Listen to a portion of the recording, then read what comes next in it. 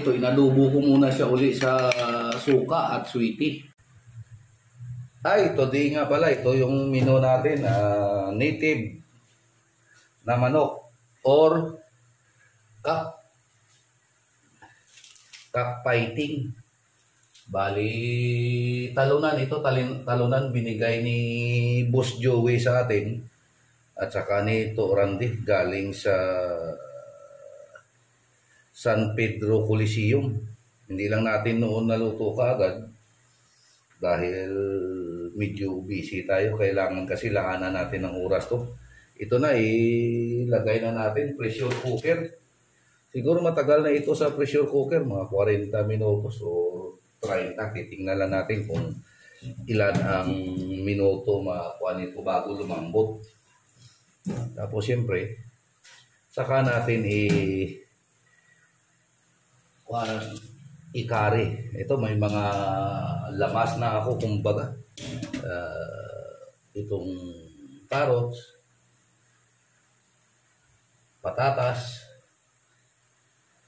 tapos bell pepper, curry powder, annatto seeds, at saka magic sarap. Ang gata, bibili pa ako sa palengke. Inuna ko lang ito kasi matagal-tagal ito i-pressure cooker.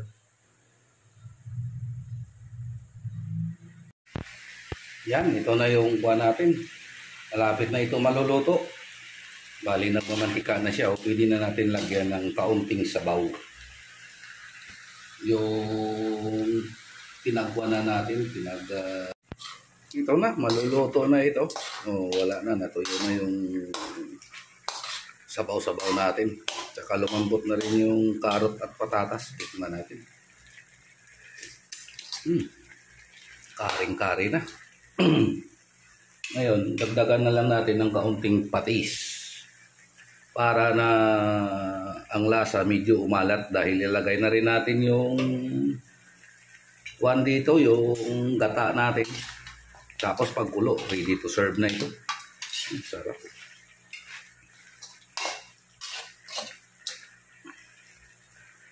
Tikman natin ulit.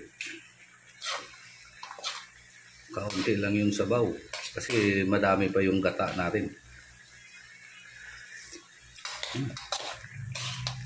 Sarap. May sipa kasi nilagyan ko ng kaunting anghang, kaunting sili. Yung mga bata kasi kakain, masarap sana ito. Medyo maanghang-anghang siya. Masarap ang ulam at pampulutan. Ito. Ilagay na natin yung kakanggata natin. Yan.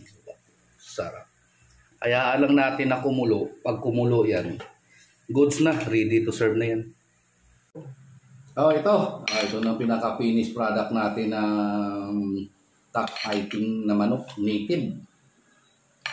Bali, ang ginawa ko rito, inalubo ko muna siya uli sa suka at sweetie. Tapos nung nagmantika na, yun, nilagyan ko na ng sabaw, yung pinaglagaan sa kanya. Natuyo na rin ng konti, nilagyan na natin gata. Kaya ito ng pinaka-finish product natin. Tikman natin unang-unang manok.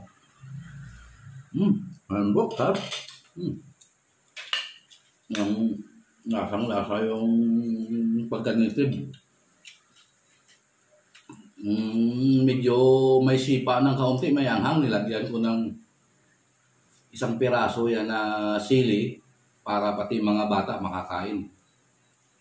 Sarap. Pati